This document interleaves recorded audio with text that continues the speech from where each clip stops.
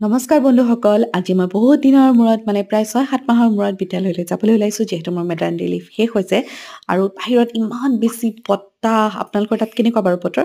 গতিকে মোক লৈ যোৱা নাই, থৈ গৈছোঁ। পোহৰৰ পৰীক্ষা শেষ। গতিকে তাই অকণ চাব পাৰিব। লগতে মোৰ স্কুলৰ পৰীক্ষা শেষ। গতিকে ভাবিছোঁ যে স্কুলৰ সম্পূৰ্ণ টাইম থাকিব নালাগিব চাগে, সোনকালে আহিব পাৰিম। গতিকে দুইটাকে থৈ ওলাইছোঁ। এনেকৈ সচৰাচৰ থৈ নাযাওঁ, বেয়াও লাগিছে, হ'লেও উপায় নাই। এনেদৰে পোহৰে মোৰ এটা ভিডিঅ' বনাই দিলে। মোৰ এনেকুৱা ভিডিঅ' নাই, গতিকে কেনেকুৱা লাগিছে জনাব। আৰু মই আজি কেনেদৰে স্কুললৈ যাওঁ সেয়ে আপোনালোকক দেখুৱাইছোঁ। মই 15 মিনিটমান স্কুটিৰে গৈ স্কুটিখন থৈ পেলাই ওলালোঁ আৰু য'ত স্কুটি থৈছোঁ তাৰ সন্মুখতে এভাগ সুন্দৰ নামঘৰ আছে, তাতে সেৱা জনাই ওলাওঁতেনে এয়া দেখিছে বাছখন আহি আছে। আৰু যিহেতু মোৰ স্কুটিত কোনো ধৰণৰ কেমেৰা ষ্টেণ্ড নাই, মই স্কুটিৰে অহা ৰাস্তাডোখৰ আপোনালোকক দেখুৱাব নোৱাৰিলোঁ। এতিয়া মই বাছেৰে গৈ থকা ৰাস্তাটো আপোনালোকক দেখুৱাইছোঁ।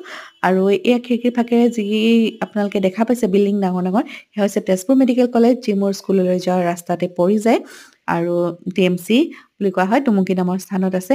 আৰু তাৰ বাদে মোৰ বাটটোত বিভিন্ন ধৰণৰ পথাৰ, এতিয়া ধান চান কাটি আজৰি হৈছে, মুকলি পথাৰ, গছ গছনি, গাভৰু নদীখন, এনেদৰে বিভিন্ন প্ৰাকৃতিক মনোমোহা পৰিৱেশৰ মাজেৰে মই গৈ পেলাই আমাৰ বিদ্যালয়খন পাওঁ। আৰু যোৱা 7-8 বছৰত গোটেই ৰাস্তাটোৰ চাৰিওকাষৰ যি পৰিৱেশ আছে বহুত পৰিৱৰ্তন হৈছে।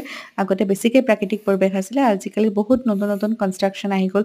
ৰিজৰ্ট খুলিলে, বিল্ডিং হ'ল, শ্বপিং মল হ'ল, বিভিন্ন ধৰণৰ বস্তু হৈ আহি আছে। আৰু এনেদৰে আহি মই ঢেকিয়াজুলি টাউন পালোহি প্ৰায় 1 ঘণ্টা 20 মিনিট গাড়ীত অহাৰ পাছত।